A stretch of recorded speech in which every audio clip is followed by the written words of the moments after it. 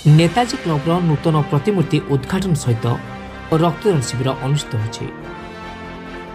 रायगड़ा जिला विषमकटक नेताजी क्लब पक्षर नूतन प्रतिमूर्ति सहित गृह उन्मोचन कार्यक्रम राज्यसभा सांसद श्रीयुक्त मुना खान, रायगड़ा जिला एक सांसद श्रीयुक्त एन भास्कर राव, नेताजी क्लब्र सभापति श्री पृथ्वीराज साहू, सह संपादक श्री देवीप्रसाद पट्टनायक, मनमोहन पात्र, उमाकांत साहू, के ऋषिकेश, एस सीमांचल, चंद्रकांत पालका, शिवराम नायक, रामरथ, चक्का गंगड़, गदाधर त्रिपाठी, संतोष नायक, ज्योति साहू समस्त सदस्य और बहु संख्यार लोक मैंने एकत्र हो प्रथमे नेताजी सुभाष चंद्र बोस प्रतिमूर्ति पुष्पमाल्य अर्पण कर पाखरे थिबा आंबेडकर मूर्ति भी पुष्पमाल्य अर्पण करते।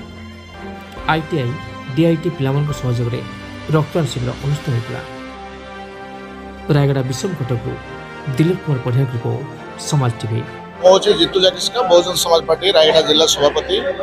आज हूँ आमर विषमकटक ब्लॉक ठारे आपण मैंने जानते आमर स्वाधीनता संग्रामी जे कि आमर भारत माटी स्वाधीनता जो लड़ाई करते सुभाष चंद्र बोस जो नेताजी क्लब आज नूतन बिल्डिंग आज इनागुरेशन कराई।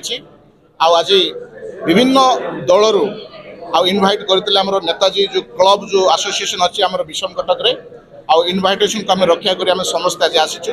आपण मैंने आज देखुं आज ब्लड डोनेशन प्रोग्राम भी करिसेंती महापुरुषों को सम्मान देवाई। तेणु आज बहुत बहुत भाव में आम खुशी अनुभव करुचु। यही अनुष्ठान माध्यम रे बा नेताजी क्लब माध्यम रे आगामी दिन में गरीब दुखी लोक सहयोग भी कर आमर विश्वास अच्छी। एणु आम आज तांको बहुत बहुत धन्यवाद करुचु। आज Netaji social cultural sporting club आज नूतन गृहटा उद्घाटन होती परिप्रेक्षी गोटे ब्लड कैंप आयोजन करा जायछि। ब्लड कैंप आयोजन आमर एटा ब्लड कैंप आयोजन करूँ 1988 1989 मसीह जितेबाला आमर यही क्लब आम प्रथम तैयारी करूँ से गोटे स्लोगान आमर था नेताजी सुभाष बोस गोटे स्लोगान था जे मत रक्त दियो मु तुमको देवी स्वाधीनता।